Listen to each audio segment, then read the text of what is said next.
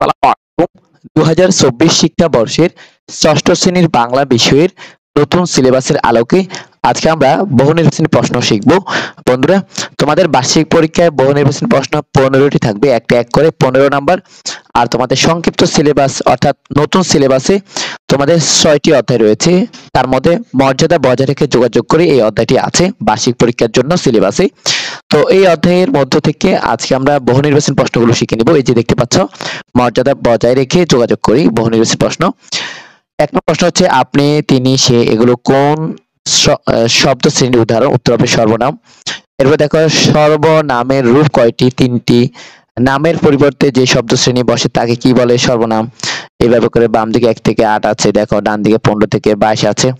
এরপরে দেখো তোমরা 9 থেকে পড়ো, 9 থেকে 14 এবং 21 থেকে 24। বন্ধুরা, এই যে প্রথম অধ্যায় মর্যাদা বজায় রেখে যোগাযোগ করি, তোমরা এই অধ্যায়টি থেকে এই বহু নির্বাচনী প্রশ্নগুলো শিখে নিতে পারো।